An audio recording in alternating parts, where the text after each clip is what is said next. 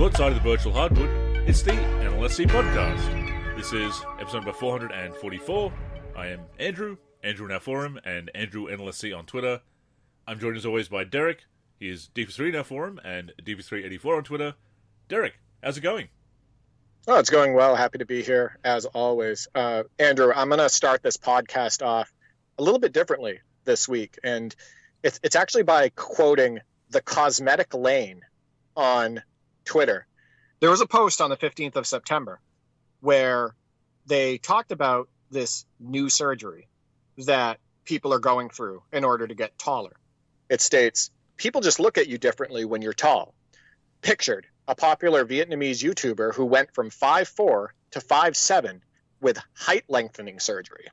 Now, this surgery allows you to gain 3 inches all the way up to 6 inches in height.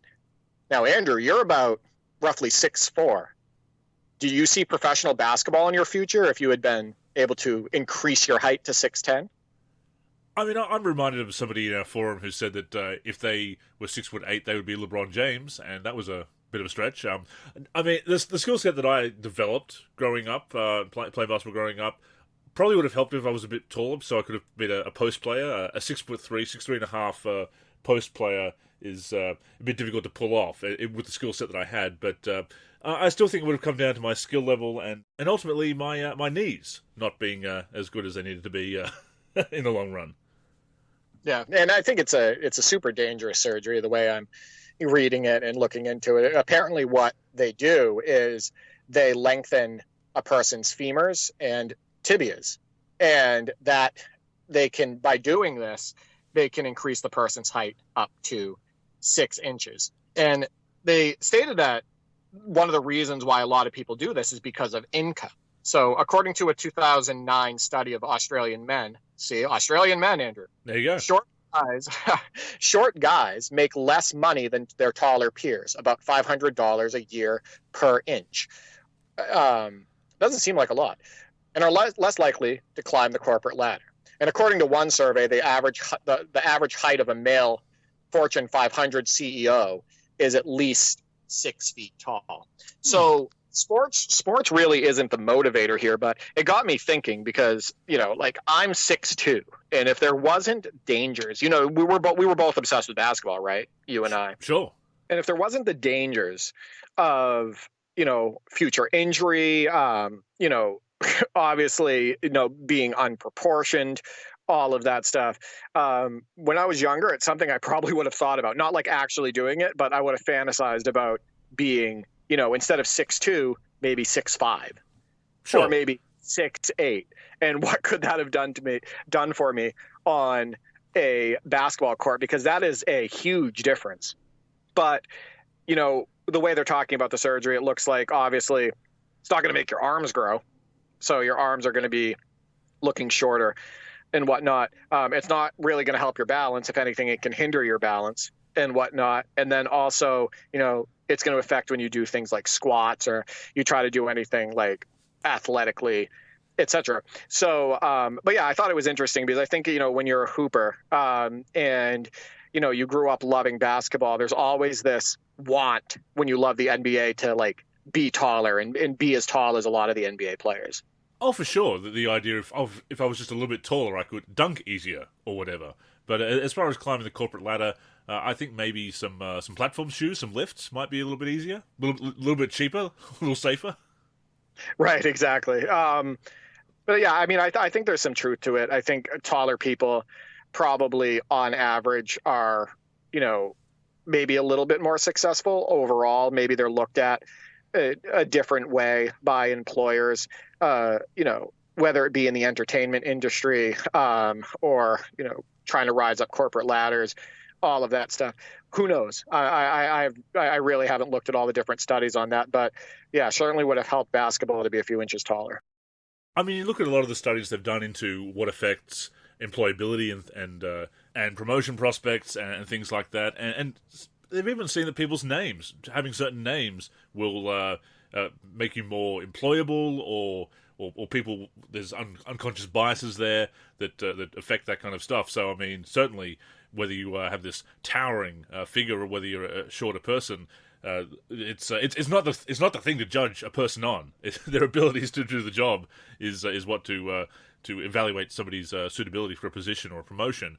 But yeah, that is something that obviously happens. But what you're telling me, Derek, is that we this is very hard to change these things about ourselves. We are who we are. As that great philosopher Popeye put it, I am what I am, and that's all that I am. But what you're saying is that it's very realistic that we can't respec our my players because that's who they are. Right, exactly. See, there you go. You tied it back into NBA 2K. There you go. Hey, how did your face scan come out, by the way? I haven't tried because I haven't tried since 2K18 because it was such a hassle and it never really came out right. So I'm just using the in-game cap. I think it was you and several other people that I saw on Twitter state that the face scanning in NBA Live was superior. It is, yeah. Yeah, I never did it. So I can't say one way or another. But I remember seeing some of the faces that were, people were putting out there that they scanned in for NBA Live, and they looked really good. Well, my profile picture on Twitter is my Live 18, I think, or Live 19 face. And so you've seen that. You've seen a picture of me. That's a pretty good likeness. Yeah, no, that's really good. Yeah, that actually looks a lot like you. But I wanted to actually get into that because I thought this was really cool. So Andrew and I are actually going to be spending quite a bit of time, during this 2K23 cycle on the game. And Andrew, for the first time, I would say since 2K17, is going to try to bring back the NLSC Thrill team. And you're going to be trying to get online and play 3-on-3 or 5-on-5 with some of your NLSC buddies. And I thought that was pretty awesome. And I'm really glad that you're getting into that. Yeah, we've all felt like getting back in there. Myself, Kenny, Leo, Valor in the forum, ZZ Cool J from the forum as well. So there's 4 of us at the moment, so we can either run 4 of us in the rec and snub some poor person who joins us, like so many people have done to me when I went in there solo. Sorry, that's going to happen, especially if, you know what? I say that, but if they prove themselves able to play and be part of a team, then certainly, we want to play as a team, so we will include them, but a lot of people in the rec are not necessarily team players. I will get to that in a moment. But yeah, we wanted to play some LLC Thrill-Ho. And look, I've got my 2K14 My Career, which is the NBA experience from the My Career, playing in my 5th year, as I've said before, and really enjoying that. That's going to be my NBA experience. This time, I do not care about the NBA side of My Career. I'm only using that as a means to an end, because you've got to go through so much story. And look, I've made it to the Hall of Fame in 2K19. I've qualified for the Hall of Fame in 2K14. I've got the NBA side of things down. I've got a very satisfying experience there. This is all about online. I'm just grinding up a player so that I can jump online when I feel like it. I'm not going to be playing My Career in 2K23 that exclusively as in previous years to do the NBA stuff, because that does take longer. It's just going to be that grind. But I got in there with Leo last night. We were playing, the 2 of us went to the rec and just squatted up, went to the rec and played that for a while. And a mixed bag, obviously, as it always is in the rec, but a couple of really good games that produced wins that were very satisfying. Yeah, so everybody knows Andrew and his buddies are playing on PlayStation 5. So not the PC version, not the current gen version. And I think that some of our listeners might want to know, are you going to start sharing some clips? Are you going to start uploading some footage of these, My Career runs? Because I think that a lot of people would enjoy that. Oh, sure. No, I actually got some clips from our session last night. I do need to cut them and put them together. They're still on the console at the moment, captured. Fortunately, this year it is capturing in 60 frames per second and with the audio, so that's that makes it a little bit better. But I do have a bunch of clips that I was thinking of putting together. If there's not enough for a YouTube video, then certainly a short reel on Twitter.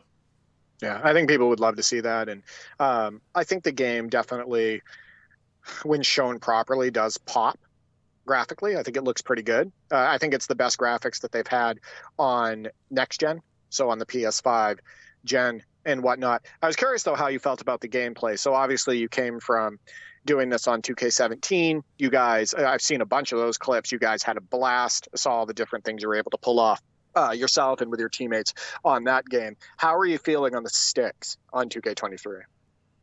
It was fine. I mean, I still need to upgrade my player, and that's a big part of the online scene, the connected experiences in My Career, that you need to have all the badges, you need to have need to have your players, your attributes upgraded to a certain point. I mean, my career, you can get away with that lower-rated player against the CPU. If nothing else, you can put it down to pro to grind for those badges. Playing online against another user who has that intelligence sometimes, and certainly a souped-up player, does make it a bit tougher. I'm at an 80 overall at the moment. I made use of the pre-order VC from the Michael Jordan edition of the game, so I had 100,000 VC to play with and to put into this build. So I have upgraded a little bit, so it's not. So I was able to compete. And look, I'm not going to boast. I'm not going to say I'm the best online player ever, but I have played a lot of online over the past few years. Not so much the last couple of years, but certainly since 2K16, I've played quite a lot online. So I know what I'm doing.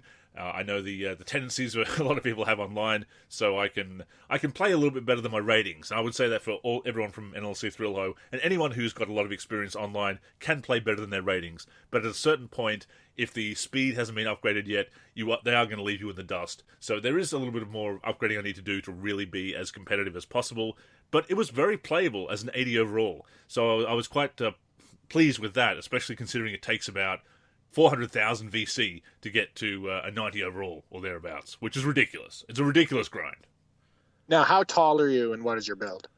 So my build is a playmaking shot creator. That's my preferred point guard build for my career and the Rec and 2K Pro-Am from the 2K16-17 onwards. And 6'3" I am. 6'3", 200 pounds. Okay, so you kept your height like real life. Basically, yeah. And your play style a little bit different than real life. Though you did say that you were, kind of a playmaking big man when you played. So I guess it is similar and whatnot. But no, I think that this game, as far as losing players that are a little bit lower on the overall side, I think it's definitely a lot more forgiving than, say, NBA 2K22 or some of the more recent NBA 2K titles. You can actually see that when you're playing my team as well. When you're using players that are between 70 and 80 overall, they don't feel completely useless, right? They don't feel totally sluggish. They don't feel like you're basically super handicapped when you have them on the floor. So I definitely think out of the box, the way the game is made is probably the best they've made a game to start out with since 2K17. That's my opinion on it. And I think you may agree because you've had a lot of positive impressions, over the last week or so. I think so too. I mean, to put it this way, I haven't popped 2K14 back in over the past week. I've not played 2K. I have not gone back and played 2K14. Last year with 2K22, it was about a week before I popped out the disc and put in 2K14 and went back to my career. And look, I will pick that up again at some point and play through the 5th year and play more of it when I need to take a break and want to play something else and feel like getting back into that. But right now, I want to play 2K23, and that is very refreshing. Haven't felt that for a couple of years now. And this is something, as you know, and as I've told our listeners, and I wrote an article about it and whatnot, and said it in the forum, that I was looking forward to 2K23, and I wanted it to pan out. I liked the sound of the features and the improvements they made to the modes, so I was saying I want the gameplay to be up to scratch and to at least be satisfactory, and ideally higher than satisfactory, more than satisfactory, and it is. I've seen some mixed feelings about it, but both the current gen and next gen versions, or PC last gen version and the new gen version, whatever you want to call it, I'm actually enjoying both of them. I do have a question for you, related to playing with your buddies. How do you guys handle alley-oops? Do you throw them? How frequent are they? How do you handle the timing on next gen and whatnot, since they've added the dunk meter? The reason I'm asking is because my brother and I feel like we've mastered it already on next gen and on current gen, so the PC version and whatnot. But there definitely is a learning curve. There is for some people on it. I will say that they did make it a little bit easier in 2K23. I've noticed that. I've noticed that with playing solo, that it's been a bit easier. We're still it's a lot more. Yeah. We're still mastering it in online play. Haven't thrown as many. Again, this was my first session last night. We played, 5-6 games last night, I think. So I wasn't throwing too many of them. Actually, a couple of them that I did throw went out of bounds because people weren't ready for them. And a couple others, the randoms we were playing with weren't good on the timing either. But No, it's something we're getting used to. We used to throw a lot of them back in the day. I used to throw a lot of them. Ben Arcane had a dunker build, so I would a slasher build. So I would throw a lot of lobs to him, often from half court. But once we've got our ratings up, I was just tossing them from half court, and he was finishing with 360s, 360 alley oops and whatever, J.R. Smithing it and whatnot. So that was a lot of fun. We do need to master that. We're not fans of the mechanic. I'm not a huge fan of it as a solo player either. In playing my team or my NBA or just a exhibition game, whatever. I still think it is a glorified quick time event and not a true skill gap gameplay mechanic. But no, we'll have to get used to it because we do love our alley oops. Now, how great were alley oops in NBA 2K17? Oh, wonderful! Yeah, 2K14 as well. I love them as well. Oh yeah, they're great in 2K14. Actually, 2K14, 15, 16, 17, all really good for alley oops and dunking. Yes. In general. Also really fun to get to the hoop on. Just really good mechanics, really good foot planting and whatnot. Also, I wanted to check in on the PC version for you. So it sounds like you played a couple games finally on the current gen version. And I kind of wanted to get your feelings on that related to how it compares to 2K22 current gen, and then also how it compares to your experiences on the next gen version of 2K23. Sure. I mean, I'm enjoying that one as well. I've been mostly playing the next-gen version, either playing my team or now grinding up this player just to have them for online play. I do want to play more of the current-gen version. I'll probably play a little bit through the My Career story there. I'd like to try some online on PC. I'm going to have to go in there solo, most likely, but I'll give it a go and just see what the scene is like. See how many hacked players there are these days on the on the Oceania servers. That will be an interesting experiment. But I am enjoying the feel of it on PC as well. It's much better than 2K22. I mean, people are saying that it's the same or worse, and I mean, I say it feels much better. There's a lot of 2K22 in 2K23, as we said last week, but there's something about it. The shooting, just the feel, the foot planting, they've made some minor adjustments that have been major improvements in the long run. I might put it that way. Yeah, there's some quality of life improvements definitely on 2K23 PC, and I'm glad you're feeling the same things that I am as well. My brother actually said that he prefers the PC version over the next-gen version. You were saying, and yeah, we played a couple games on that last night, and it was right after we had played the next-gen version. And it's just, he said, the game is more reactive on the sticks. Like there's less input lag, there's less delays on, when you're trying to execute moves. There's, there's better foot planning, which makes the dribbling at times even feel tighter because you're not sliding around everywhere, all of that stuff. So I definitely think they made some major improvements to the current gen version. And I think it was Sticky Fingers who actually said, and I know that he's been critical of 2K over the last few years, as he should. I think he even said that the current gen version to him feels a lot better. Like he doesn't see any major issues with the gameplay, and it seems like he's enjoying the gameplay. So it's nice to hear that from the community as well. I think that my brother and I are going to be spending an equal amount of time on both. Yeah, PC version. I like to spend time on PC as well. I'd like to even look into some modding opportunities.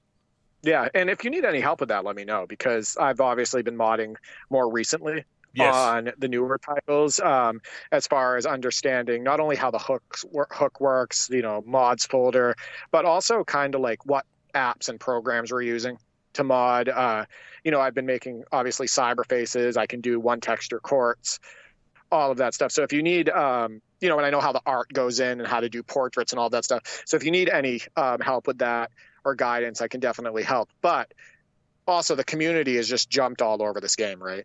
They've done such a job. There's already tools for the game to help people mod. They're already modding the edit player screen, the UI, the boot up screens. They're already making cyber faces. Jerseys. Jerseys. It's just there's so many different courts. I'm just blown away at the talent that we have around the world modding 2K. It blows me away. And there are more people uploading to the download section already, which I really appreciate, because we have it there. We have these resources set up for people to upload those mods, to easily share them and to preserve them, as we've said before, because a lot of free hosts will delete files after inactivity, and other people just delete their sites or just let them lapse or whatever. So that's not something we're looking to do. We're looking to be around for the long haul. So yeah, we want to preserve these mods as so definitely use us for those hosting facilities. Also, I got to point something out. I'm seeing a lot of great rosters go up for PlayStation 5. A new Kobe era roster, completely, filling out the rosters, creating a draft class for the next year, all of that stuff. MJ Wizards roster is on PS5. And look at me getting the Jordan edition for Series X. That's what I did. So I got it for Series X. So I might have to get a third version of NBA 2K23 and throw it on my PS5 and, try these roster mods that people are creating for the console. So great work from the community there, but man, I wish you guys were also creating on the Series X because I already bought that version. Absolutely, but it does, yeah. But it does seem like most people are playing on PlayStation 5. At least people that, we're in contact with and in the basketball gaming community. Like I see all these highlights go up on Twitter. I see people posting like their online play or if they're playing My NBA Airs and whatnot. And it seems like most of the time they're playing PlayStation 5. I've noticed that, yeah. Yeah, so it seems like that's more of the popular console, at least from, in our community. Before we go on, a reminder that the NLSC podcast comes out every week on the NLSC, NBA-live.com, as well as our YouTube channel. We're also on Spotify, Apple Podcasts, and other podcast apps. If you're listening on any of those apps, we'd greatly appreciate a review. To keep up with the show and everything we're doing with basketball gaming in general, connect with us on social media. On Twitter and Facebook, we are the NLSC. We also have an Instagram, NLSC Basketball, and on YouTube, we're youtube.com/NBA Live Series Center. Once again, visit us at NBA-live.com, where in addition to the podcast, you'll also find all of our original content, as well as our forum and modding community.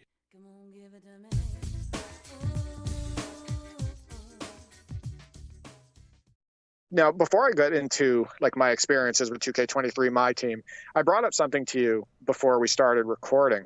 I thought it was really cool, and it's about a retro game. It's about a classic game, NBA ShootOut 2004. And I don't think this is something you knew because you never had that released in your area. That's right. There was no PAL version of ShootOut. But this kind of proves that 989 Sports wasn't looking to go anywhere with this series. They were trying to add to it. They were trying to make it something bigger, trying to compete with NBA 2K and NBA Live at the time, who were dominating the space. But NBA ShootOut 2004, they have a 50 greatest players section of the game. And you can either unlock these players, and it's obviously the 50 greatest players from 1996, right? You can unlock these players either by completing milestones or you can use a cheat code. And you can look up that cheat code online, really easy to do. You can unlock all the players. And it's the 50 greatest players with obviously Michael Jordan and Charles Barkley missing. But in order to fill those spots, they put in Dominique Wilkins and James Worthy and whatnot in order to, equal the 50. But you can take these, you can unlock all of these legends. You can put them on any team you want. You can throw them into a season. You can have a legend season, etc. Do a draft. It's really cool. And a lot of the faces for them are, they're decent. Some they're hit or miss, but some of them are decent. And they're really fun to use on the court. And remember, ShootOut 2004 also had the NBDL teams as well. So they were trying to do a lot of different things, depth-wise, and, appeal to different demographics and different fans of the game and everything. And I just thought that was a really cool feature. I love to see things like that they were trying to go that extra mile back in the day. I mean, these days there's so much focus on the live service content that we can just push through cosmetic items or new cards in the card collecting modes in My Team, Ultimate Team, etc. So it really comes down to that. But back in the day, just trying to cram as much as they could, as many cool features that, okay, you've got that base experience, and that's nice. And you've got the gameplay, maybe they're doing something a little bit different to Live and 2K, and that's got appeal. But they're also doing that baseline of, Live's got its legends, 2K's got its legends, it's all-decade teams, it's decade all-stars, whatever you want to call them. And then, okay, we're going to have a legends pool as well. Like Live had its legends pool, we're going to have these unlockable legends, the 50 greatest. So we can put that branding on there as well. So yeah, that's a really cool idea. Yeah, and it was a way to compete, right? Because 2K saw that Live was doing it, right? Because Live already had Legends in NBA Live 2000. And so 2K, in the original 2K, they didn't have Legends. But then, boom, they were like, we need that content. We need to be able to compete with NBA Live in that content. So they added the all-decade teams. So, it proves that they weren't trying to go anywhere. And that's kind of what's sad because, they took 989 Sports took 2005 off. They didn't release an NBA game that year. Came back with NBA 06. And I don't believe they were 989 Sports at that time. I think that's when they switched to San Diego Studios. And then after a few games, 06, 07, 08, 09, and then the 010 for PSP, they were gone. And it's just sad because, they were trying. And I wish they had stayed in the space.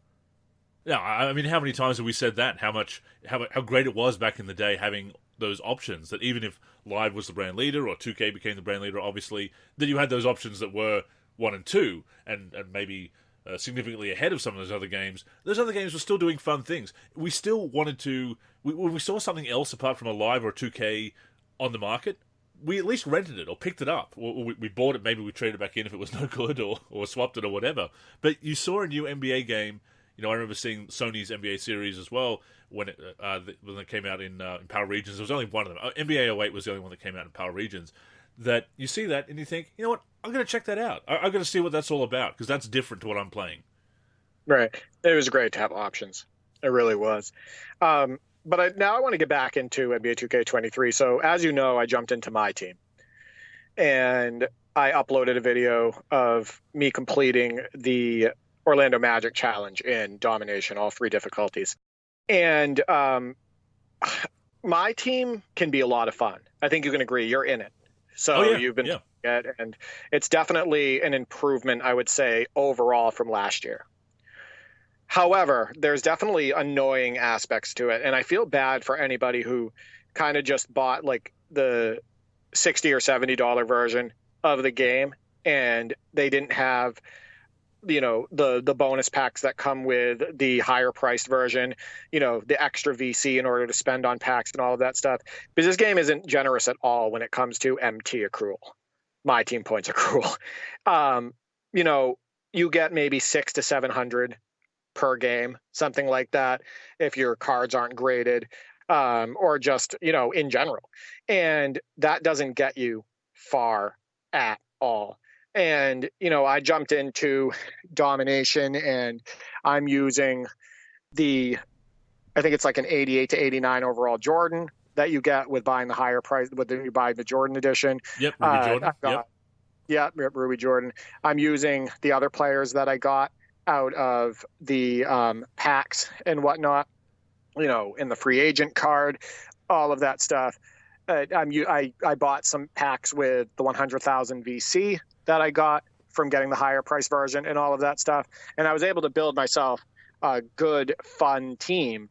I have Jordan, I have Vince Carter, I have Xavier McDaniel, I have Shaq, I have Mark Jackson, Scott Skiles. Like, I have a team, Desmond Mason, who's always fun. We know him as such a big dunker. Yes. From the early 2000s. All that, like, I've been able to build a fun team. But if you're not somebody that bought the Jordan edition, it's a struggle. Oh, it's going to be a struggle to build a good team and to be able to compete and be able to win some of these challenges. And another aspect of it that's really frustrating is the pack odds are the worst I've ever seen them. Last night I got another one. I got 6 duplicate Kazi Russells. 6. Same player, 6 different times with buying packs. I got Scott Skiles 3 times. I got Rolando Blackman 4 times. So I'm getting all of these duplicate cards over and over and over and over again. So I'm just imagining somebody, who didn't buy the Jordan edition and finally having enough to buy a pack, and they buy a pack and it's like a duplicate of a player they already have, or they get a player that they like and that's good for their lineup, but then they buy another pack and they get a duplicate and they're not able to help their lineup. Like, I just think the pack odds are terrible, and I think that the my team point accrual is very unforgiving. I agree. These are issues that have been going on with my team for a few years now. Whenever I've dipped my toe into my team in recent years, I've come across those issues, those low MT payouts. Look, I'm not saying that we should get a great player in every pack, because there's going to be someone who's going to make that straw man argument against you, like, oh, you think you should get a pink diamond in every single pack? Of course not. But when you're starting out, when you have less than 100 player cards, as you will at the start, even with the pre-order bonuses, you will have less than 100 player cards at the start. You should not be drawing doubles that often.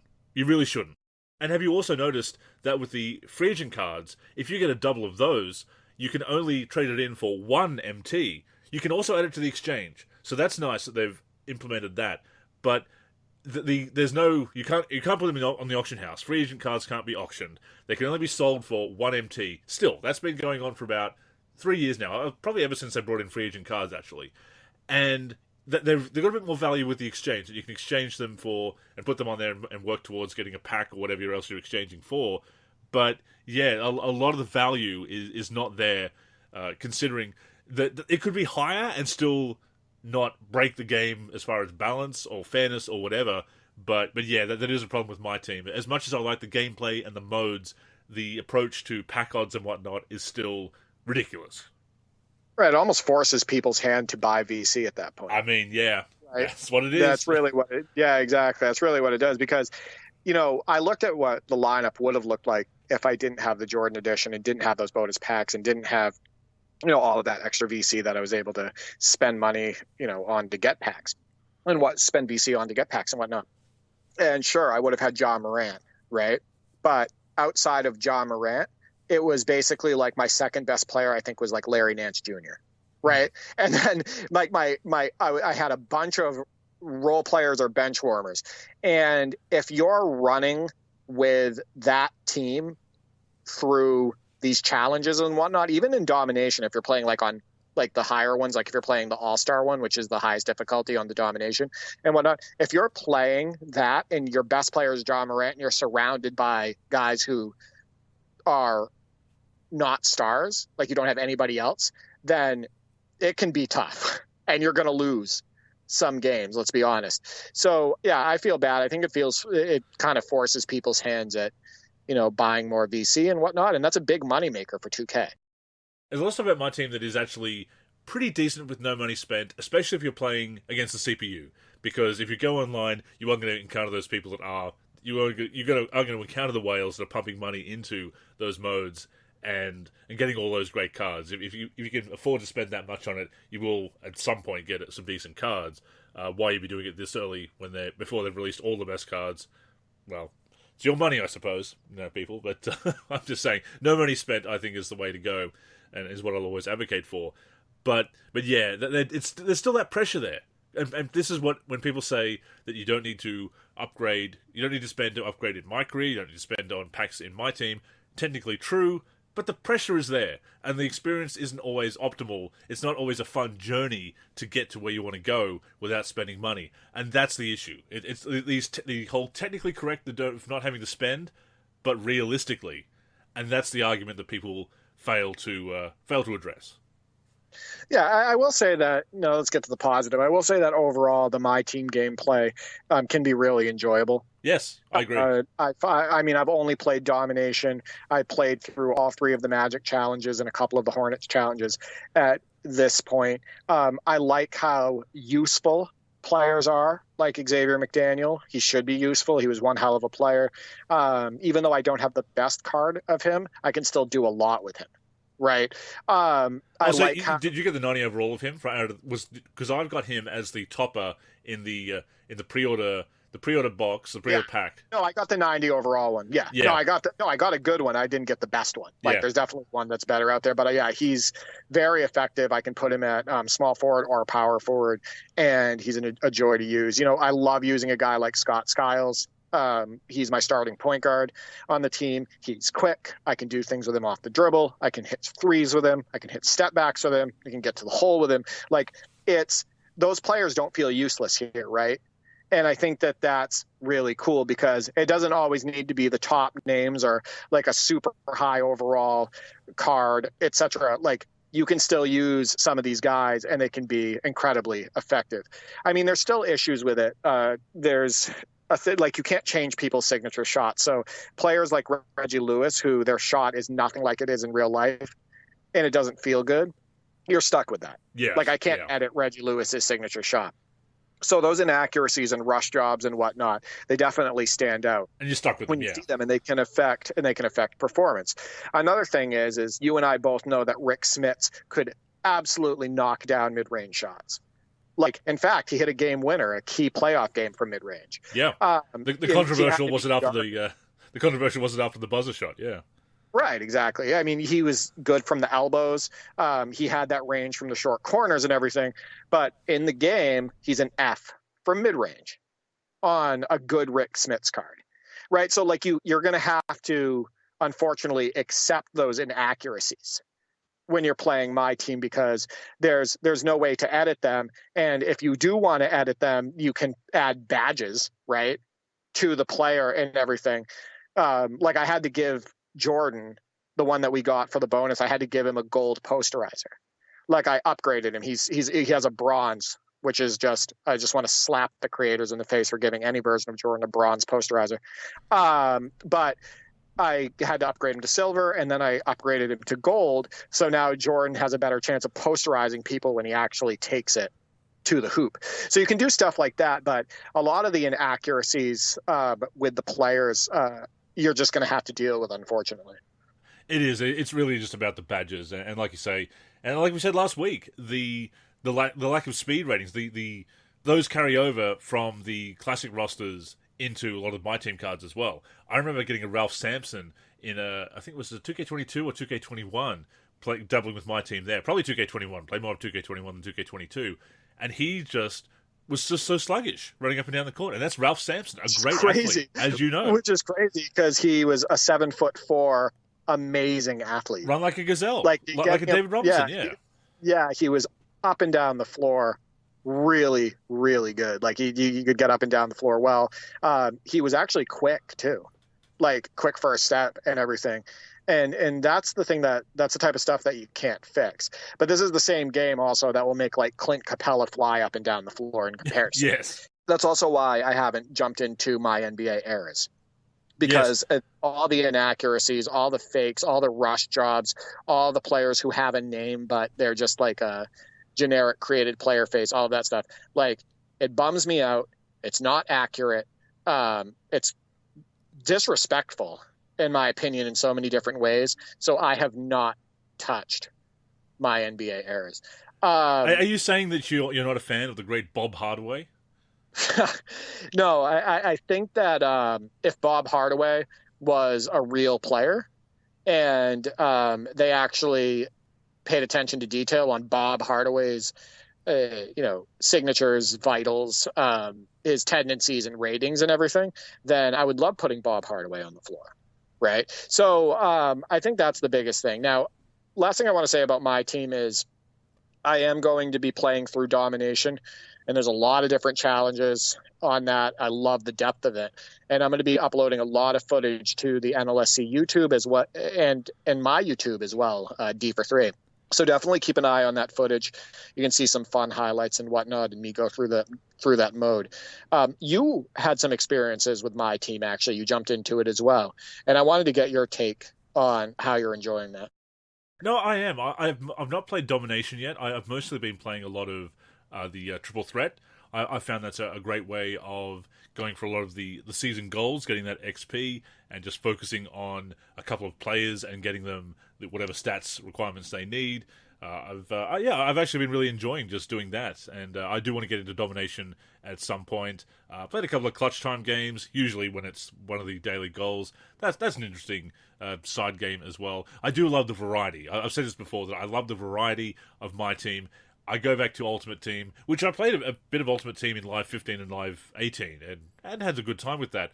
But you don't have the variety of modes. There's a lot of Ultimate Team challenges where you would simply play the same team 5 times in a row, the same collection of players 5 times in a row, and it'll get very stale. Whereas here you have that so much content, domination going through all the current teams, and then all the all-time teams, etc. Then you've got the 3-on-3, and you've got. I need to give the co-op a try at some point. Maybe we can try that on PC, see how the triple threat co-op works on PC. So I just love the variety and being able to try a little bit of everything. And if you don't have time for a full domination game or whatever, just getting on there for a first to 21 triple threat game is fantastic. So yeah, I'm enjoying it. I'm enjoying the gameplay. And as far as the gameplay in general, I was all ready to make some slider tweaks so that I could suggest those to the community. And I might still do that, but so far I haven't really felt the need to tweak sliders, which is good. For the first time since 2K17, I was able to put the game on with the default sliders and get some enjoyment out of it. And that's a huge step in the right direction, because normally what happens is when I put on the game, by default it just feels sluggish. Player movement just completely bums me out. There's so many different things with the gameplay that frustrate me and whatnot that I go in and I edit body up sensitivity. I edit shot gather and defense strength. I edit help defense. I edit offensive and defensive rebounding. I edit foul sliders. I edit a whole bunch of, acceleration, speed, lateral quickness. Like I go in and I edit all of those sliders and the player movement sliders at the bottom and whatnot in order to try to loosen up the gameplay and make it a fun experience. And I didn't feel the need to do that or really change much in both the PC version and the next gen version. And that was huge. Even my brother said it when we were playing. He was like, "You didn't tweak anything?" Yeah. He was like, "This feels good, refreshing." Like yeah, overall, absolutely. This feels good. Yeah. So, and that explains also why my team feels good overall, right? Yes. Because you can't edit sliders there, so you're just going. About that. You can't do anything about that, right? But I did have actually a couple questions to see how you felt about a couple of these, kind of annoyances that I have with the game. They took away the ability to initiate a player's size up, which I think with just like a flick of the joystick or whatnot, or holding it in one direction. I think that those player size ups, the ones that play out that you can burst off of and whatnot, I think that those add a lot to the authenticity of the game. I think that it adds to, the players feeling more authentic, when they have their realistic size up dribbles and whatnot. They removed your ability to do that. And they also removed a lot of, it feels like, the signature size ups out of the game. And you can initiate some of them in some way by, wielding the right stick in different directions and everything and trying to combo it. But I feel like that's a mistake. I feel like the way that they've had it in the past, whether it was NBA 2K16, 17, 19, etc., 2K22 had it as well. The way they had it where you could just kind of like flip the joystick and it initiates that size up and you could burst out of it. I thought that was the way to go. Yeah, no, I agree with that. I like the dribbling fine. I mean, it's certainly, you can use it. You can make moves, but it feels like they've either tried to make it too simple or too complex, or maybe a mixture of both. But what they've tried to do in recent years just hasn't felt as good. I'm not sure what they're going for really, as far as they're saying that it's to get more control and to give you this explosiveness and whatever. I don't think it's really panning out that way. I think it works fine, but I do think it worked better in previous games. I absolutely agree. To that point, I mean, I'm enjoying shooting this year much more than I did in 2K22. But there's been some controversy over the what they call the full whites, the almost perfect release that's not going in as much, or the early late releases. It's very reliant on getting a green release this year. How do you feel about that? That it's really reliant on perfect timing. Well, I have a couple things to say about that. That was actually my next point. It's almost like you're reading my sheet, Andrew. Yep. I know you're not, but it's almost like you are. Looking at your paper, looking at your exam paper, yeah. One thing that is just odd. I'm not going to say it bothers me because my brother and I have gotten used to the late releases, but I find it odd that the options for shooting are late, like very late, early, and very early, and there's no normal, right? There's no medium option. No. So you almost feel like, and I find that very odd because there are people, think of somebody like, I don't know, like Allen Houston, where if you actually took a jumper using Allen Houston's real life form and everything, it would be just like a perfect feeling like at the top of your jump release, right? So like I look at that as odd. Like, why is there not a middle setting? Why is there not a normal setting? Why does it have to be late or early? As far as shooting goes, my brother and I have adjusted. We even adjusted to the point where if somebody's jumping out at us, we understand that we have to release it a little bit quicker in order to hit that green, right? Remember, we don't use the shot meter, but we know when we need to release it in order to hit semi-contested or contested shots. However, I think it needs to be more forgiving in a way, because it's almost impossible sometimes to hit a fully contested shot, and that's not the way it is in real life NBA. Right, or in real life basketball, especially the pros. Pros are able to hit contested shots, not at a high rate, but at a decent rate, because they're NBA players and whatnot. So it feels weird not being able to hit, semi-contested or contested shots at a realistic rate. However, I think more than that bothers me is the fact that, have you ever noticed that the ball never bounces in? I think I've seen one or two, but it's very rare. I haven't seen one. I've played over 25 hours on the next gen version, like straight gameplay. There has not been one shot that's bounced in. It's all been a swish, or like every now and then, if you don't green it and it does go in, it will be almost like a bury, or like a drain, but it never bounces in. And I don't know, like that is so unrealistic. It's very, like I don't understand We've gone from no swishes to too many swishes. Well, no, even when there was no swishes in the old, like the recently released 2Ks, it wasn't bouncing in. Like in the last, like 2K21, 2K22, it would be buried in or drained in, but it wasn't like hitting the front of the rim, then the backboard, and then going in. Or it wasn't hitting the front of the rim, bouncing up and going in. Or it wasn't hitting the rim a couple times and then going in. Like, what happened to realistic rim mechanics?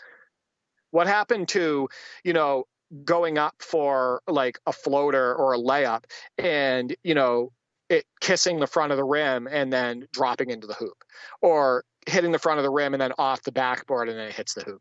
Like, I don't understand why they have the game mechanically working that way on shooting. Like, is it hard? Maybe it's hard for them now with this new motion system and what they're trying to do with competitive online play or something like that, where they can't have the ball to rim mechanics be realistic. Like, they can't have it bouncing in. Like, I don't know. I think it takes away a little bit of the immersion. No, I agree. In my opinion. I mean, that was always the cool thing, as in real life, when a shot bounces around and then drops in. There's that drama, isn't it? I mean, that's of a shot that flicks up there and just bounces around, or toilet bowls around the rim and everything before going in. Right. I mean, we see that in the older games, Andrew, in the 90s. We do, yes. Like, it's bouncing off the front of the rim, the side of the rim, and going in. It's going off the front of the rim, then the backward. Like, I just don't understand why in 2K23, the newest title, with supposedly all of these advancements in technology, we can't have balls bouncing off the rim in the hoop. Like, I don't get it. I also want to say, as far as the reliance on green releases, on perfect releases, I understand where they're coming from, and I don't want to see them go completely away from it. I think it's important to reward good timing. But here's the issue. People talk about skill gaps, and we've covered this many times before, the myths of the skill gap. What people say the skill gap really aren't. They just like a broken mechanic. I'll put it out there. Sometimes that's just the way it is. The problem with relying on the green releases is that online there is lag. Now, offline, I think this mechanic works very well. Online, and this is me playing some Pro-Am games, trying to get that timing with lag and knowing that you have to try and compensate for lag it's not a skill gap to compensate for bad technology. That's not mastery of stick skills. It's just trying to compensate for bad technology and broken mechanics, or mechanics that... Well, here's the truth, Andrew, though. The truth is, the reason why you have those people that are able to step back and hit 30-foot threes and past 2Ks and whatnot and be able to hit all of these wild shots more stems on badges, right? Yes. Like, it's not right. So it's not the meter, or it's not like shooting mechanics It's a meta and build. all of this It's stuff, or it's not being right. Thank you, exactly. So it's not like the problem is the game is too badge reliant. It's too artificial boost reliant, which takes away from actual skill based like competition. So like I think that what we're talking about here is the shooting should be a little bit more lenient for online players, but like you said, to compensate for lag and everything. And in a perfect world, without all of these artificial boosts and badges and everything, if it was a little bit more lenient and everything, it would be more skill based. I think you would agree. But what they're doing now is they're making the badges even something more that you have to rely on. Yes. No. In order to be right, and I think that's the problem. And the other funny thing is, we talked about how the feedback, the green release feedback, comes later, so that there's that feeling of not being predetermined, that you will actually bother boxing out because that shot may miss.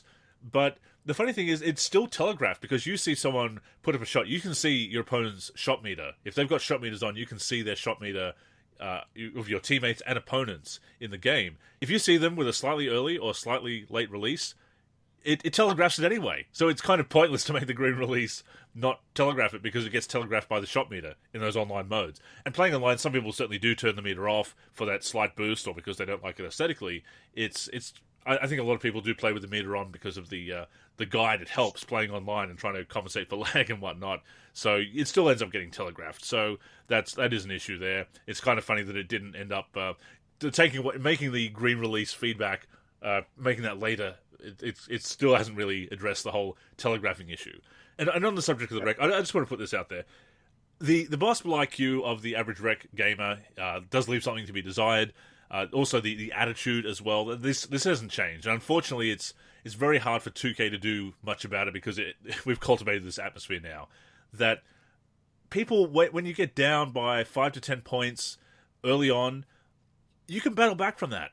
That is not an excuse to just start messing around and not trying. I mean, this is a time to work on strategy and to try, because the other thing is, a lot of teams, when they get ahead, they'll start messing around and they leave the door wide open for a comeback. I've had some really rewarding and fun, enjoyable comeback victories in the rec and pro-am, because teams have gotten sloppy and careless, because, we're going to leave, we're going to blow them out.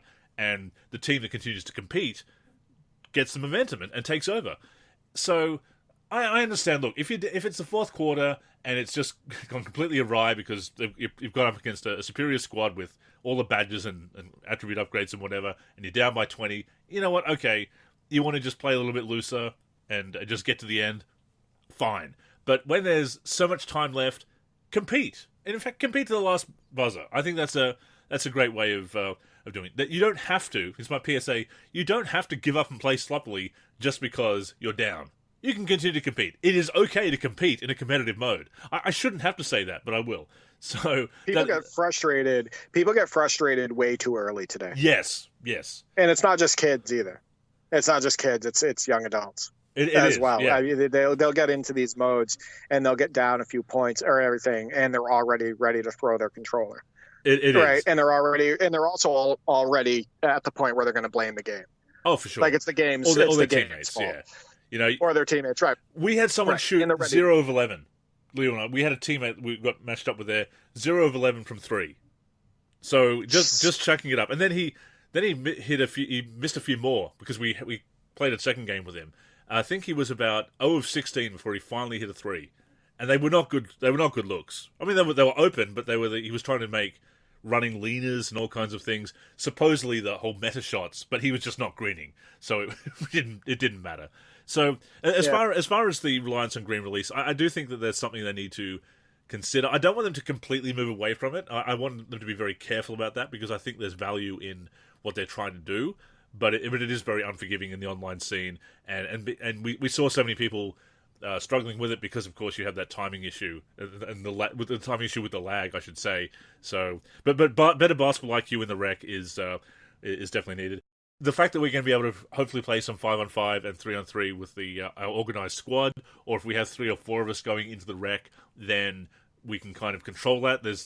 You're not matched up with 2 or 3 other people in a squad. We had a couple of people come in with really ridiculous physiques and green hair, and okay, these are going to be. Sometimes you just, we talked at the top of the show about shouldn't judge people by their appearance, but you can judge people by their rec avatar in 2K. You just know when they've got a certain look about how they've designed the appearance of their avatar. It really, what kind of gamer they're going to be like, and it's very consistent as to what kind of style of play they have, and yeah, just big men trying to be point guards, and they're inbounding to each other, even though they're trying to do full court inbound passes and turning the ball over, and all kinds of ridiculous stuff like that. So that's the hit and miss of the rec, and that's always going to be there. Organized squad is so much better. I also want to, before we get too far away from it, mention about the My NBA eras. I totally agree that it's a great feature, and I think it's something I'd like to get into and try. But the amount of fake players, the amount of placeholder players, roster players, whatever you want to call them, is definitely a distraction. And I'm actually a bit disappointed about the selection of jerseys, because you look at the Clippers jerseys. Have you noticed they don't have the 90s Clippers jerseys? Not only that, yeah, I'm also noticing because Dante on Twitter, I can't remember his full Dante handle. Campana, shout out to Dante. Yeah, he's been talking about that quite a bit, where there's inaccurate courts, and then when you get like into the next season where the court should change, it's still the old court or still the old jerseys and all of that stuff. So yeah, he's been displaying some of that stuff, and I've noticed all of those inaccuracies to go along with all like the player inaccuracies. So yeah, I see it. It's very disappointing. It feels very rushed. It feels very, very rushed. They needed to get more jerseys and courts into the game. And look, I don't want to downplay the hard work that's gone into the evolving league and getting the expansion at the right times and the changing presentation, the changing rules. That's all fantastic. But it does fall a bit short when you have so many placeholders. It comes down to likeness rights, I know. But even just the jerseys. That you have those 80s Clippers jerseys from the early to mid 80s Clippers jerseys right through to the 2000s, or they bring the 2000s too early. And I know they said that they brought in some new ones and 100 new floors and some new jerseys. Great, but not enough. They needed some more. There's big gaps. Considering the eras they're going for, considering they knew they were going to have one that started in 1991, they needed to get things like the 90s Clippers jersey. And you might say, Clippers, they were terrible in the 90s. It's the accuracy. It's the point. The point is not. It feels very rushed, Andrew. It feels like, and I went through to see the extra retro jerseys, and there are so many. The mid '90s Hawks jerseys, the ones that came between the '80s Dominic Wilkins, the ones they had for about 3 years in the mid '90s there, before the one with the big hawk on the chest, and the classic ones from the '80s, the Dominic Wilkins era. They're not there. So there's so much more detail they could have gone into there that I think that the My NBA eras. I love what they've done with it. I love the idea of it, and it's a very, very ambitious idea that I certainly appreciate. But yeah, that they just needed a few. I actually needed a lot more. But they needed to have more jerseys, more courts, and they needed to really. It feels like attention to detail for when those jerseys and courts should change. There's some lacking attention to detail, and that's what we feared going into My NBA eras. Yeah, somehow it's now acceptable in the video game industry and for 2K in general to consistently release incomplete games, incomplete content, and whatnot, or do something like My NBA eras and just have it so inaccurate and so incomplete. I feel like that's a pretty big difference from what we grew up with. And I know that those games didn't have as much content a lot of the time. But when you grabbed that game and you went into the rosters and whatnot, and you played the modes and everything, you were getting a complete game, right? That's not how it feels today. So I think that's why I've laid off the My NBA eras mode. It's also why I haven't touched the Jordan Challenge yet. I'm going to be getting into that at some point, but just some of the stuff I've seen with My NBA eras has kind of bummed me out with like the retro portions of the game, as far as like the classic teams and whatnot and everything. And obviously a large portion of the Jordan Challenge is that type of content. So for me, it's I've just kind of tried to stick with Play Now, My NBA, like regular My NBA, with my brother, and then my team. I did want to bring something up though about my career. I want to go back to what you said about what you were that conversation. Another thing that not bothers me, but I can't take this person seriously, and I kind of feel like the person that gets onto the court dressed like this has possibly doesn't play basketball in real life, is when I see somebody walk onto the court with a backpack on. Like if you've ever, as I see these videos every now and then pop up on Twitter where people are like, they're playing in the park or whatever, or like in the rec or something, and they're wearing a backpack. And I'm like, if that person walked out onto the court in real life with a backpack on, and he tried to jump into a 1-on-1 game or 3-on-3, 5-on-5 or something like that, you would tell him, take your damn backpack off. Yes. Yeah. What are you doing out here? What are you doing out here with a backpack on? Like, I'm not going to take you seriously. So kind of, you were talking about green hair and all that stuff. When somebody, jumps onto the court with a backpack on, if I was playing that mode, I wouldn't be able to take them seriously. I'd automatically, yeah.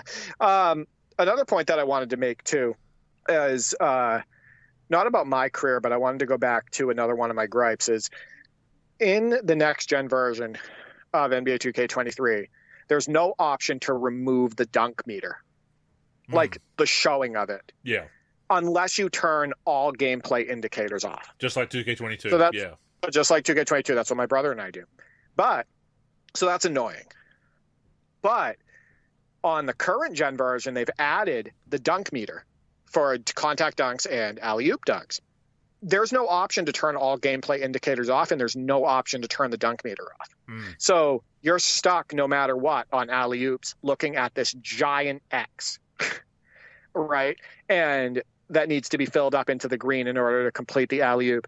And it looks ridiculous. We don't want that meter there and everything. And it just shows me that, they're more focused on that online scene, right? As opposed to people that are playing Play Now or My League and everything, or, quote unquote sim gamers. Because if they were focused on those guys, super focused on those guys, they would give you the option to turn that meter off. Exactly. And unfortunately, we're stuck with it. So. Exactly. And one more point about my NBA eras. Again, I appreciate the effort. I appreciate the concept. I appreciate laying the groundwork for improving this in years to come. But you can say, that you're nitpicking or this or that. It's appreciate what they've done. Except everything uncritically is a shill argument.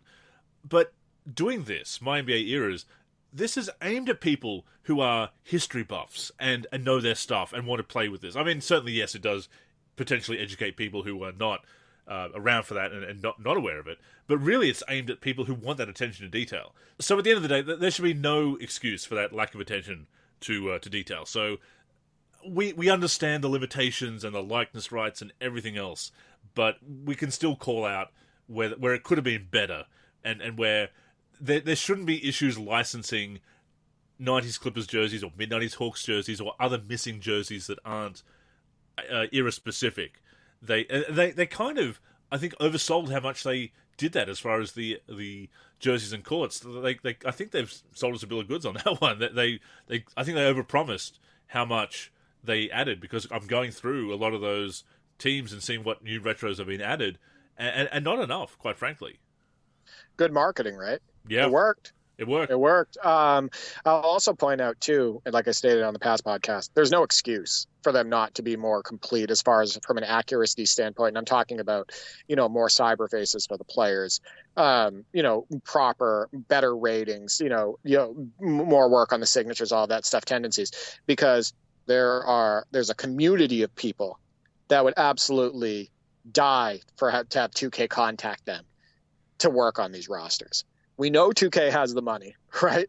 There's no excuse about them not having the time and resources when there's an entire community that would work on those rosters. Exactly. So I don't know why they're not reaching out to these people. I don't know why they're not reaching out to these art people. I don't know why they're not utilizing the amazing basketball gaming community, who has more knowledge, obviously, and more time than a lot of the people that are working on these My NBA Eras rosters. But it's a damn shame because, as I stated on the past podcast, it could have been a lot more complete than it is than the way we're looking at it right now, if they had actually utilized the community. It feels like they've done so much great work with the changing rules and the expansion and being able to represent those different eras and teams joining the league when they're supposed to. And that's great. Don't get me wrong, that is a very ambitious project, very ambitious mode and feature to add to the game, and it's great. But it feels like there needed to be that extra attention to detail to really make it pop. Because people are going to notice, because, again, this is aimed at history buffs. I mean, all this being said, though, I do feel very positive about the game. I do have my criticisms. I think it's important that we put it out there. It's vital that we put it out there and give that constructive feedback to 2K and not shut it down. Not be quiet. Just enjoy what you've got. No. Nothing like that. But that being said, I have really enjoyed my time with the game. I see myself playing it for months. I see myself playing it right through. I mean, I'm sure I will dip into 2K14 again at some point, and to other games to take a break, and you and I will connect on Parsec and play some old favorites and some other old games and whatnot. But I'm going to be playing 2K23, I think, right through to 2K24. And I'm just so glad that after a couple of weeks with the game that I'm not, or just a week with the game, that I'm not, I haven't noticed so many issues that my first impressions, that I've completely had to walk back on my first impressions and not enjoying the game. I still feel very positive about it and looking forward to playing it. And that feels good after a couple of years of just being so disappointed. So I'm glad about that.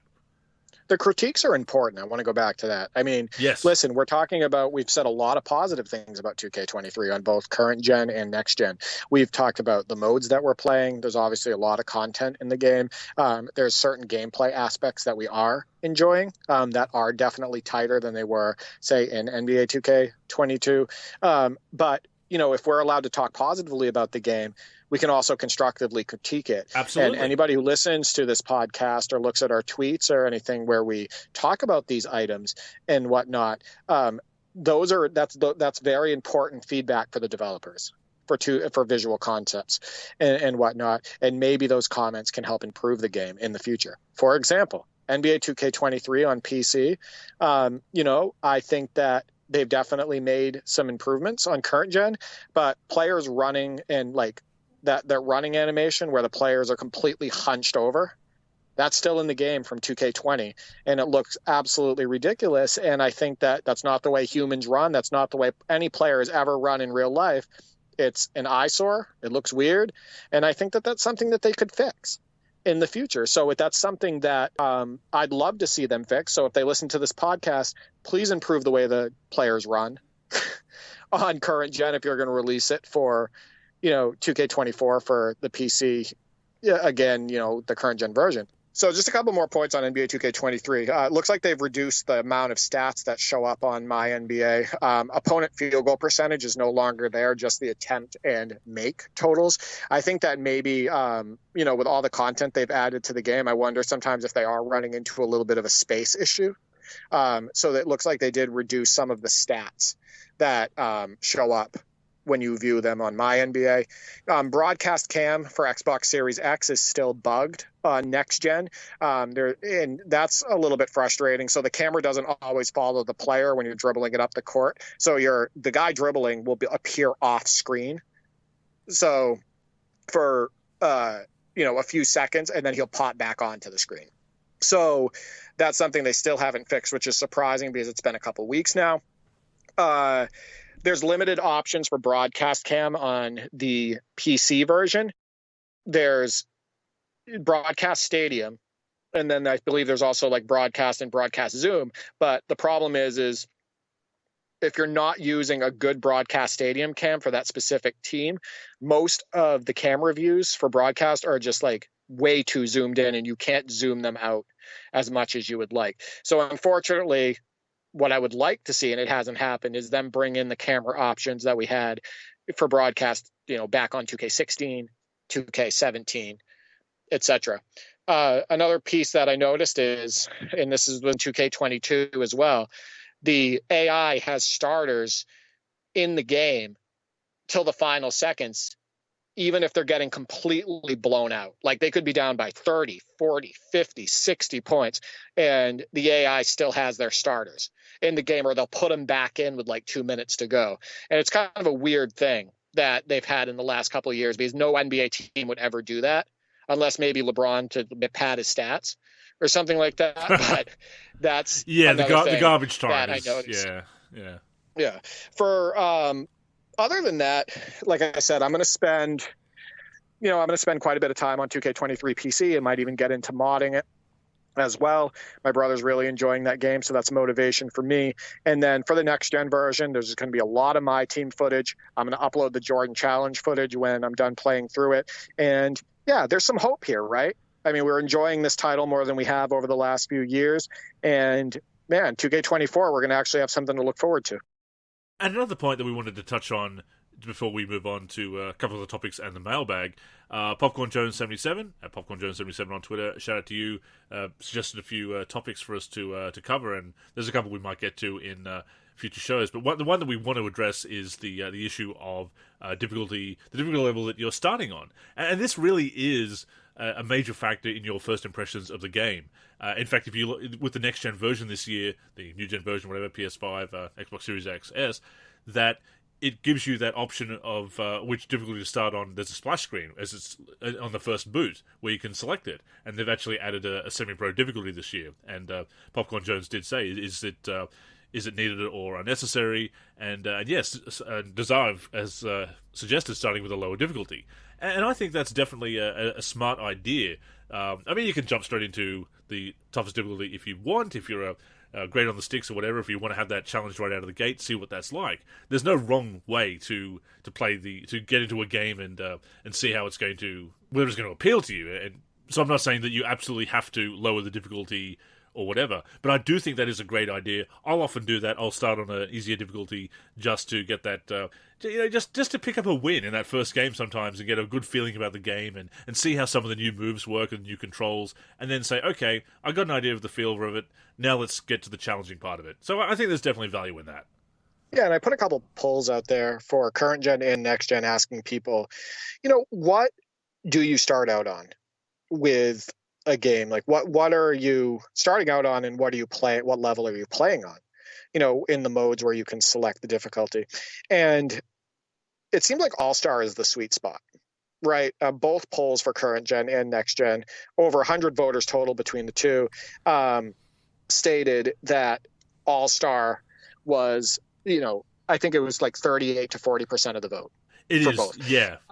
Pro and All-Star make up about over half of the vote, yeah. Right. I think All-Star, though, is the sweet spot, because I think Pro, for people who have been playing the series for a while, even if it's only been for a couple of years, 2K's mechanics, right? Yes. And I think that that can be very easy. I think it would be very easy on Pro to go 82-0. Let's put it that way, for like my NBA or my league, depending on which platform you're on. Absolutely. I think All-Star ups the ante a little bit. I think shooting is a little bit harder. I think the computer is a little bit smarter. On All-Star, you're not going to get those same completely wide open pro misses that you get from the AI. They're going to knock down a lot of those open threes, open mid-range shots, etc. They're going to run more things like handoff plays and pick and rolls and all of that. So I think All-Star is a really good sweet spot for people, because it also eliminates some of the frustration that you get from playing on the higher levels, where it seems like the CPU has such a ridiculous advantage, which you've actually pointed out many times before, where it's like the computer completely plays by different rules, it seems like, than you do. So the way that I do it, and you can get into the way you do it after, is I usually start out putting the game on and playing on Pro or All-Star to start. Same. And the reason why I do, for the first impression, is because it is a great way to get a feel for the controls, get a true feel for, what you can do on offense as far as handling the ball, how to execute spin moves, what it looks like when you drive to the hole, how to shoot, all of that stuff. Like overall, it feels like Pro or All-Star is the way to go for a first impression, because you don't have all of those super annoying, frustrating things that can happen and limitations that you get on like Superstar and Hall of Fame, where the computer is so overpowered. There's more suction. You randomly pick up your dribble more often. You can't execute plays as well or as seamlessly as you can on the lower levels. Defensively, oftentimes you feel completely handicapped, etc., because the computer will rarely miss when they're open.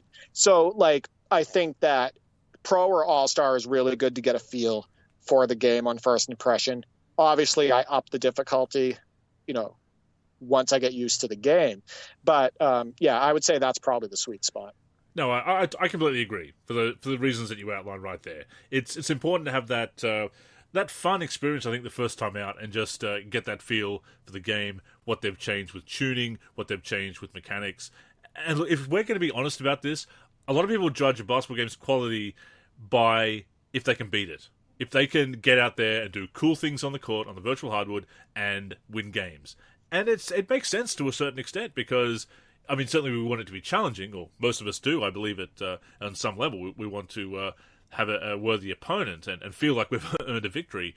But at the same time, we don't want to have that imbalance. We don't want to be, out of the gate, we don't want to be ultra competitive, a lot of us anyway, and have that first game. If you lose that first game, then it does set the tone, and you have to then you have to drop that difficulty sometimes and play another game and say, okay, no, I can see the good parts of it now. Let me master these mechanics and move it up. But to get that first impression, I think there's definitely value in lowering the difficulty just to have some fun and do something cool, and to see all the new animations, new dunk animations and whatnot, and have some get some highlights up there on the board, basically, and then, okay, now we go for the challenge. So I think that's vital, because if you do lose that first game, if you're losing very early on, you will put that game aside. I truly believe that.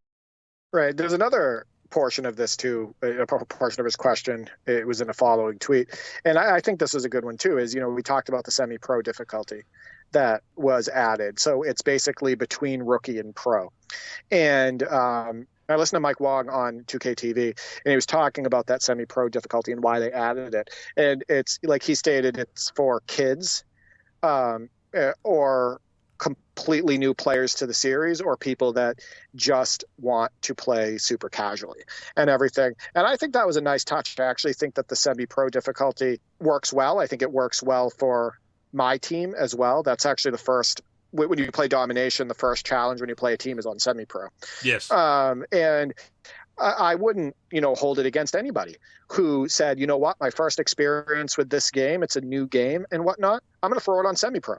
Sure. And, and I'm going to try to get used to the game that way. So obviously it's a much easier level. I think the last time my Hornets challenge, I think I beat the computer 84-27 when, for the semi-pro portion. And that was with me just also kind of messing around and trying to run different plays and do different things.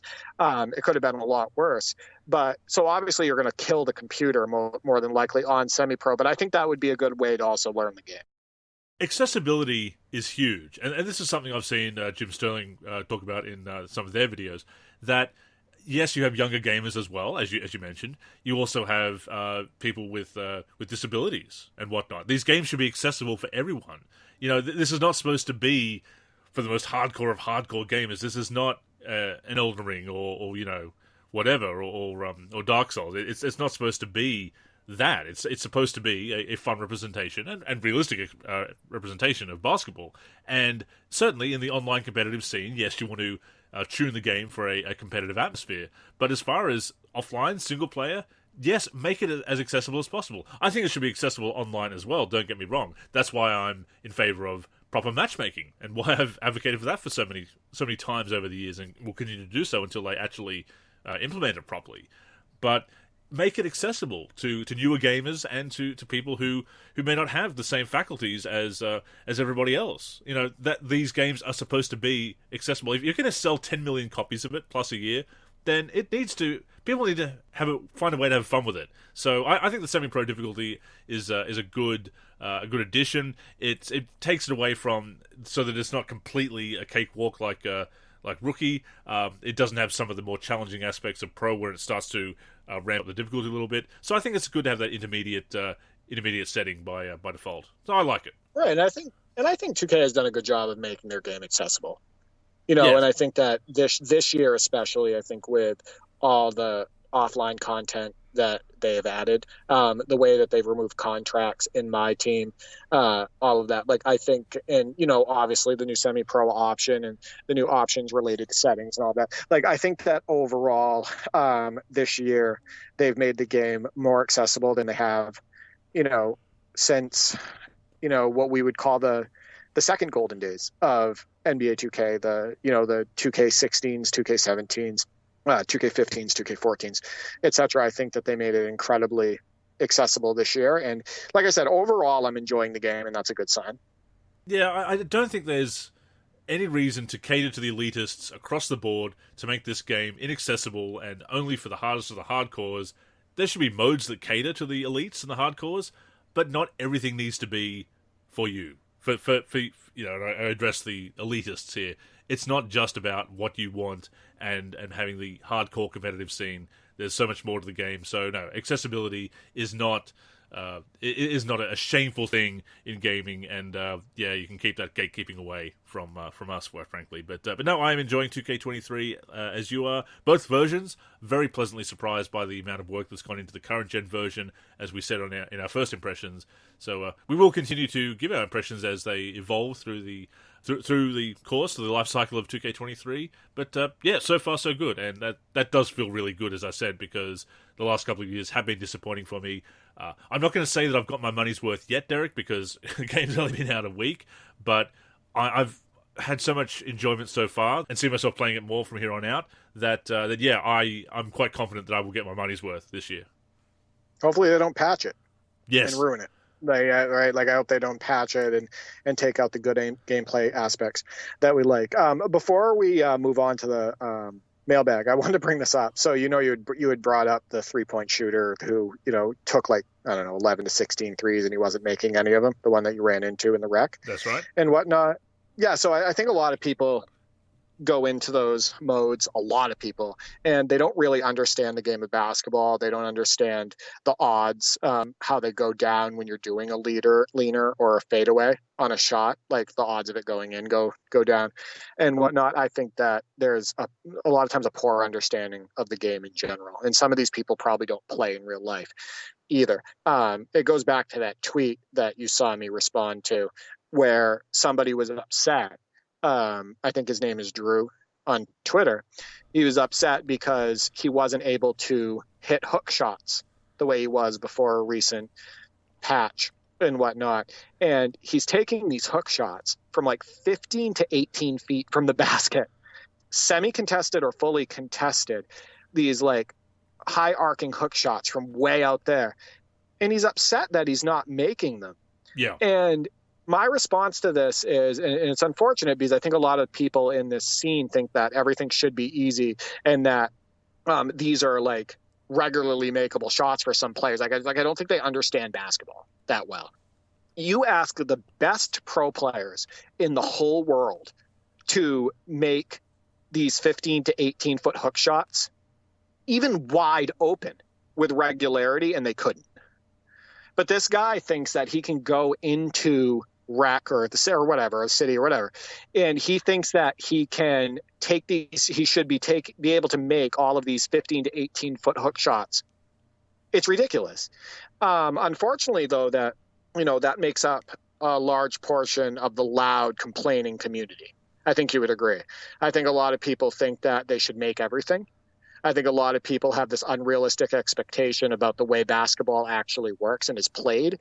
I think that a lot of people think that, shots. I think a lot of people think that they should be having success all the time on the basketball court. I don't think they understand what a good shot is a lot of the time. And I'm not saying it's everybody, but I do think that there's a lot of people in that scene that are like that.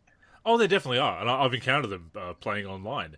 They have a very video game mentality about, I just need to do the right input at whenever and succeed. And obviously, when you have a defender who's right there, and I'm actually looking at the clips that he shared, the tweet that you responded to, they are not good attempts. They are just chucking it up, a hook shot from 15 to 18 feet, as you said, someone draped all over him, yes, you're going to miss that shot more often than not. So the fact that you could make it, the contests weren't working at all. See, that's the thing. The issue with that was that contests weren't registering on hook shots, so they were overpowered moves. People were spamming them. Yeah, people were spamming hooks because they were all considered open. So that's the thing. Right. These shots that he's taking are not open. He's missing them not because hooks have been nerfed, but because they actually now recognize being covered, and he's being heavily covered in the clips that he's sharing. So yeah, they're not good shots.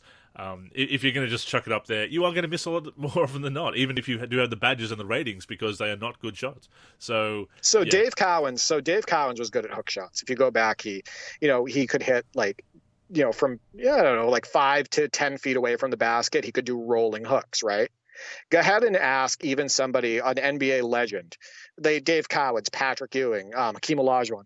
Ask those guys to make a 15 to 18. That's far away from the basket where he's taking those. A 15 to 18 foot shot, hook shot. Make it with any regularity, and they wouldn't be able to do it. Right? That's not a game time shot from that deep. So yeah, it's wild. And you don't see that in the NBA at all today, right? Like nobody's taking hook shots from out there. And if they do, it's not going in. So, I just wanted to get that out there. No, I think a lot of people miss that perspective, or they just want to, as you say, they just want to succeed every single time and just say, oh, well, I've timed the shot right, and I've got a souped up player, so I should be able to hit it. But no, there's some basketball strategy there, and the impact of the defense, and that's something that's definitely been overlooked. And as I've said before, I hope that the developers stand firm on that, and that any tweaks they make are for the betterment of the game, and that they don't listen to the voices who do want to just dominate without earning. And I know now I'm getting into that elitist, sounding like those elitist gatekeepers. But certainly, yes. No, that's common sense, though, Andrew. Andrew, that's just like basic. That's super basic. If it's based on basketball strategy, if it's based on that, where you actually have to overcome the defense or outsmart the defense and take good shots, then that's what it should be. It shouldn't just be mindless. I mean, we want the game to be accessible, but at the same time not mindless. So there is a balance there.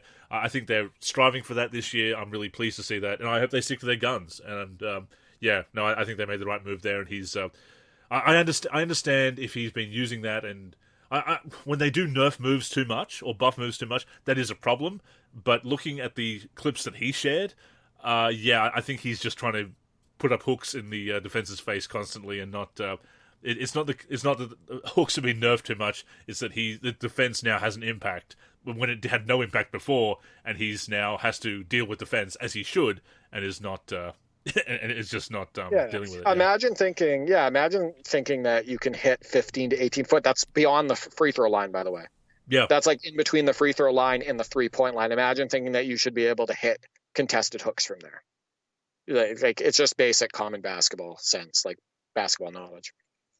So, before we get to the mailbag, there was another tweet that caught our attention this week. It caught a lot of people's attention. It went viral, and the person who posted it was quite pleased with it, which is something we'll get into here as well. But we wanted to touch on it because obviously we are very passionate gamers, and it says account, DJ Vlad, CEO of Vlad TV, apparently a celebrity gossip site, I believe, puts out this tweet earlier this week. As an adult, playing video games for long periods of time is a form of depression. If you don't believe me, ask yourself this. Think about the 100 greatest moments of your life. Do any of these moments include video games? Probably not, and this comes from a lifetime gamer. And of course, people responded negatively to it, and he says, well, that escalated quickly. Just to clarify, this doesn't apply to e-gamers or people who have turned gaming into a career. This isn't about someone who plays a few hours a week. This is about people who consistently devote a double-digit percentage of their lives to gaming.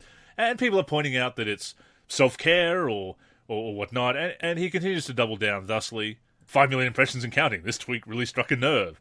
We just hit 10 million impressions on this tweet. I'm as surprised as anyone.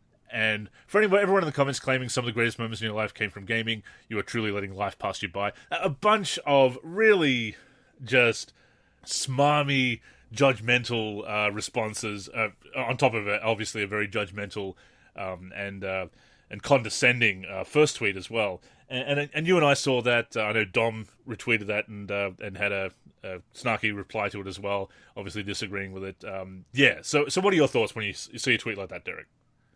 Some nasty stuff from him, right? I mean, this is coming from a guy who his career is to follow around other people, and, celebrities and whatnot, and write gossip columns. And he's calling us playing video games, saying that we're depressed because we're playing video games. That is wild. We're playing a form of entertainment. Meanwhile, he's following around a form of entertainment and writing gossip articles. That's actual wild. Talented people. He's gossiping about actual talented people, like actual actors and people who have done something in their lives. Yeah, just wild stuff. He's basically a leech at that point. That's the way I look at him. But here was my response. I said, those of you who play video games and have fun doing so, please continue and never listen to ignorant garbage like this. As long as you are taking care of the important things in life and being responsible, game away. It can be a blast and you can create countless memories. And I kind of added on to that and provided some context as well. My brothers and I have created hundreds of memories playing basketball video games, and we talk about some of them every single time we see each other. It's a hobby and a bond we have shared all of our lives. It's something that makes us smile and laugh on a consistent basis. I mean, we laugh about this stuff every single day. We text about it. We talk about it when we're together, etc. It is not depression related in the least, and it is not always used as an escape either. I stated it is fun. It is interactive. It often makes you use your head and think fast. You can get creative with the game and customize it. It can be competitive. It can require teamwork, etc. His comment is incredibly closed-minded. It is completely inaccurate, etc. And I got to point something out too. I think that playing video games, why is he coming at gamers? Why is he not going at people who binge watch Netflix 5 to 6 hours a night, right? Why is he not going after people who binge watch the news, who have that on all the time? Why not, people who work on, cars for a living? There's some people who have a garage and they just work on cars, like people who not party. for a job. Like you're getting you're getting out of the house. You go to clubs all and bars all the time. Okay, you're getting out of the house. You're not an adult playing games, but you're going to bars every night and spending a lot of money on booze. I mean, there are so many self-destructive habits that are just as or more self-destructive than gaming. And gaming addiction is a thing. Right. There is a point to be made there. But if he was going for that, and he claims to, it was so poorly made and so condescendingly made that. This was clearly trying to. Oh, look! I triggered people. Yes, you put out a bad take, and people responded to it, and then you doubled down on it, and people were pointing out the inaneness and the condescending nature of your tweet, and you're calling it a win. And it's first off, there's far worse things to be addicted to. Far worse, more harmless things to be addicted to. And if there's, video games are creating smiles for a person and creating some positive memories and whatnot, and that's where they can also find some community and some acceptance and everything, even if it came down to that, that is okay. That is fine. As long as people are taking care of their life goal, like their life responsibilities, that they still have, goals outside of video games and whatnot. They're taking care of their financial responsibilities, all of that stuff. Game away.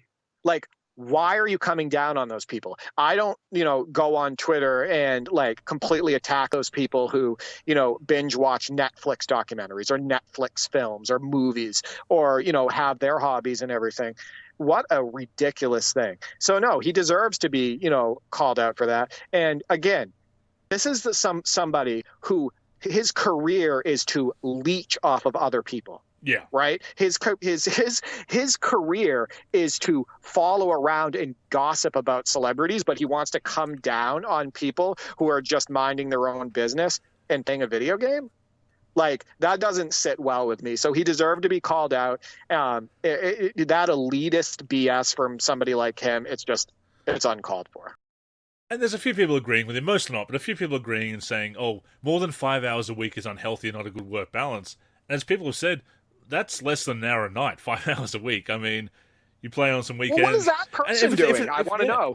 I want to know that person's schedule, Andrew. That's the thing. The person that does that, what are they doing to fill up that 5 hours that person's doing game? Are they working 80 hours a week? That's not healthy. Are they watching the local news? Are they watching MSNBC or CNN or Fox News? What are they doing in those 5 hours that is somehow more productive, better, more elite than, let's say, somebody who's jumping on their video game and whatnot? It drives me nuts. You know what I think, Andrew? I think these people, a lot of them, have skeletons in their own closet. I mean, That's what I think. It wouldn't surprise me. But here's the thing. Yeah. Let's say, for argument's sake, devil's advocate, that he is trying to bring awareness to a problem, like gamer addiction or bad work-life balance or bad life balance or whatever.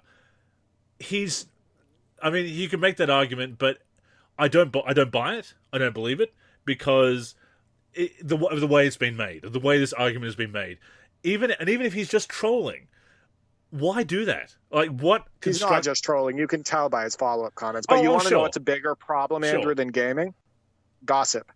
Yeah, gossip's pretty harmful, absolutely. But right. But here's the thing: even if he was trolling, say he was, what does that accomplish? Oh, I upset some people online. I started this discussion where I was able to condescend and own people. Not that he did. It didn't bring awareness to an issue in any kind of positive or constructive way. It didn't start a conversation worth having. So even if he was trolling or playing devil's advocate or whatever, there was no use to it. There was no function to it, which is funny because he's talking about wasted time, and yet here he is wasting time and energy putting this out there into the universe. So even if he was trolling, and I agree that he I don't think he was, but even if he was, that too is wasted energy, wasted time. So yeah, and here we are talking about it, I suppose. So I mean, congratulations to him, he got us talking about it. But I think we should always push back on these issues, because this idea that, oh, it's not an adult hobby, or you're just the ignorance of mental health to say that gaming is depression, where a lot of people it's helping with their mental health. It's helping them meet people. It's giving them something to do in their friends group and have a shared interest. So just a condescending, awful, toxic take. And stick to your celebrity gossip. And in fact, quit doing that, because a lot of that is just exploitative. Like, oh, look at this paparazzi. Yeah. So. Boo to you. Hey, just to Vlad, to this guy, just to let you know, there's two people on this podcast, me, who definitely plays a lot of video games, and Andrew, and we are not depressed. So I just want to let you know that we enjoy playing. Every time I reach out to Andrew and say, hey, you want to play NBA Jam on Fire Edition? That's a shared experience between us. We have a blast. When we revisit different games together, we have a blast. My brother and I, we play video games almost nightly. We play NBA Live, older NBA Live games, NBA Inside Drive, the newest 2Ks, past 2Ks, all that stuff. We have a blast. It's fun. We create memories. There's a lot of laughs, etc. It's competitive. It's teamwork. Like, we're having fun. Don't talk bad about that. That's absolutely ridiculous. Imagine being obsessed with what celebrities are doing right now. See, I can be condescending too. Yeah, there you go. So, Derek, we are almost done here this week, but you did throw out a mailbag question, so let us indeed open up the mailbag. To the mailman, the pump fake. What an unbelievable dunk! And your question this week, Derek, was simply NBA 2K23 is out. Now, a lot of you are playing. What are your first impressions? And people have been sharing their impressions in the forum. We will circle back to that in future weeks. We've obviously been sharing our impressions these last couple of weeks, but we have a couple of answers to those questions to share. First up is Dante Campana, who we shouted out early in the show. Shout out to you once again. In a sports game, when you do tons of stuff over and over again, at least one of these actions must bring you tremendous joy. In this year's game, shooting feels quite simply amazing. So far, that's been the biggest improvement. I'm also loving the new lighting. No more dark arenas like every stadium is a Staples Center. The new cameras. Railcam feels surprisingly good. More nuanced replays. New animation. So much goodness. The bad note continues to be the jarring mistakes on the authenticity front when it comes to the historic teams. 80s teams wearing black socks, wrong uniforms, wrong courts. My NBA eras is fantastic, but right now the amount of blunders is making me halt my season until they patch it. And yes, we've already touched on that, obviously, during the course of this show, and we absolutely agree, I think, Derek. And I love his point about having that something about the gameplay just bringing you joy and just feeling really good. And I agree that shooting being so improved this year that was one of the first things that jumped out to me and made me think, yes, I'm going to enjoy this year's game. Yeah, I agree with most of what he said, and those are his first impressions. One thing that I struggle with is Railcam. I think it's too close to the action. Same. I have trouble seeing a lot of the court and trying to run plays or do different things on Railcam. It's definitely a lot harder than using nosebleeds with height 1, zoom 1, the various broadcast cameras, etc.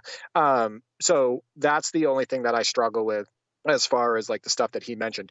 As far as having that staple, something that you really enjoy doing in the game, whether it's, posting up or shooting or, how dribbling feels and all of that stuff. It's something that can help you get motivated to turn on the game, right? Enter a mode, enter a game, all of that stuff, even complete a mode, etc. So no, that's great, especially if you're, say, like a rec player, right? And you have your build and you have a certain style that you want to play. So let's say like you're a wing player and you want to play off the ball and you want to play like shooting guard or small forward. Something like shooting is going to be a huge part of your experience, right? And if shooting is fun for you and you enjoy that aspect of it and the mechanics around it, playing in rec or in the park or something like that is going to be 10 times more fun for you. Right. So like, yeah, having that mechanic that works really well with your play style, I think is key. One of the new mechanics I've added this year is the ability to hang on the rim, much like Kobe Bryant and NBA courtside back in the day. I also want to put it out there that you don't need to do that in the rec, and you certainly don't need to do it until you get a technical foul from it, as somebody did in my session. It's fun to do once, but then when you're actually in a competitive scene, don't give up a point. Just putting it out there. I haven't done that yet, and I really don't plan on it.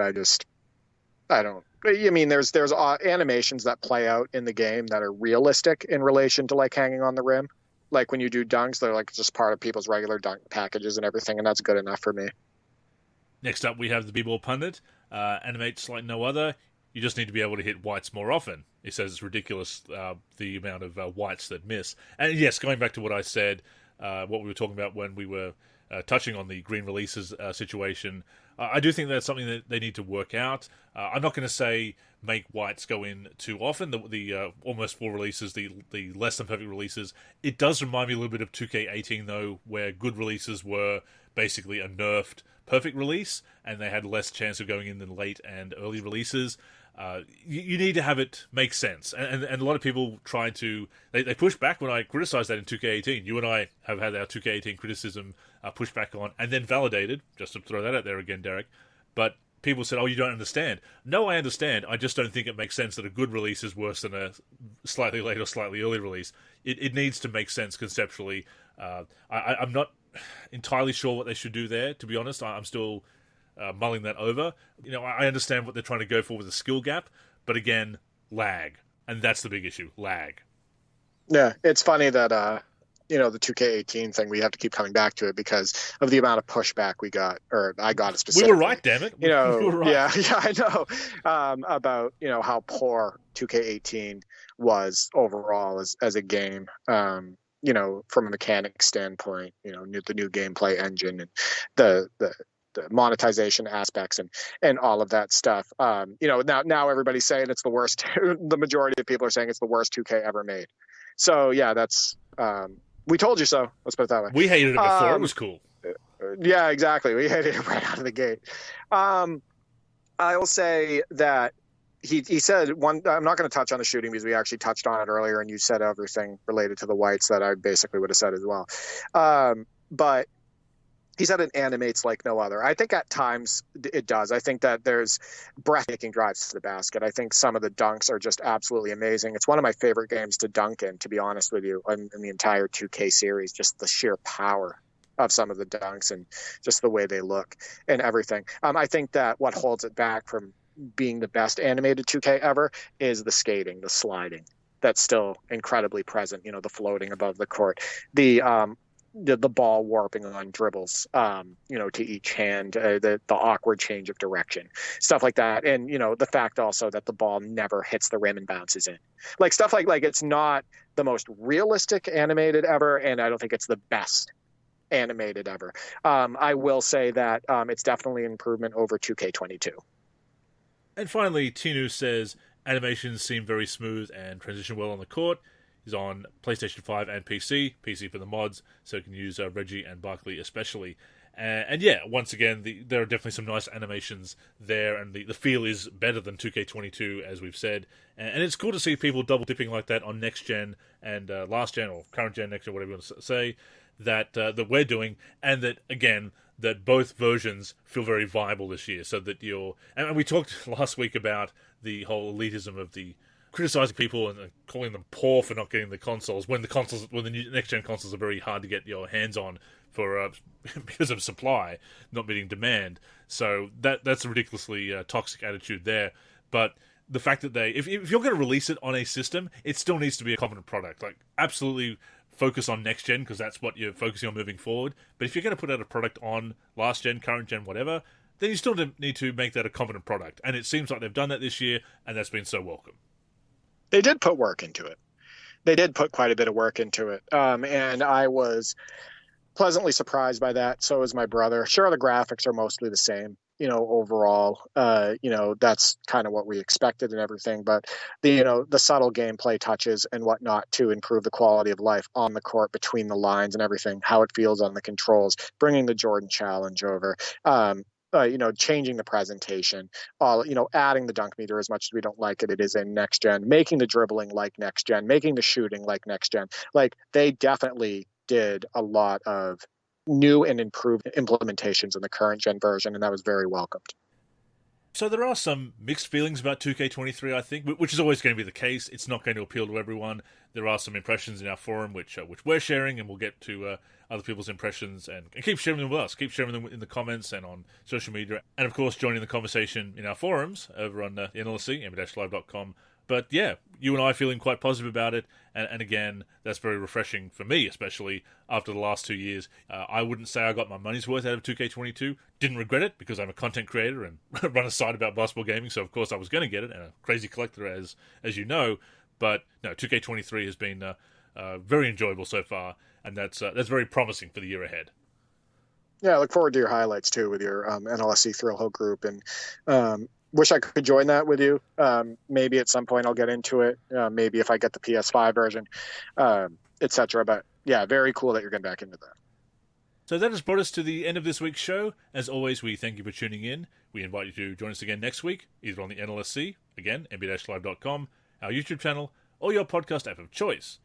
In the meantime, please connect with us on social media. That's where you can get in touch with us, and of course stay up to date with all of our content. To that end, Derek, I'll throw it over to you to plug those handles. Absolutely. Before I go over my handles, I just want to remind Rock from the NLVC to shoot the damn ball. I don't want to see these rec games anymore of you go, 0 for 0 from the floor, or like 1 for 3. Shoot the damn ball. Be selfish. But yeah, be a little bit, not even be selfish. Just, assertive. Shoot the ball, like at least a couple times. Make yourself a threat. You can follow me on Twitter at D for384 or at D for3G. I'm also on YouTube, D for3, and I'm over on the NLSC D for 3 as well. I am Andrew in our forum and Andrew NLSC on Twitter. The NLSC, of course, is on Twitter and Facebook at the NLSC. Our Instagram is NLSC Basketball. Our aforementioned YouTube channel is youtube.com/NBA Live Series Center. And of course, keep it locked to the NLSC itself, NBA-live.com, for everything we do for basketball video games. So, thank you once again for tuning in, and until next time, I'm Andrew. And I'm Derek. Go get buckets, everyone.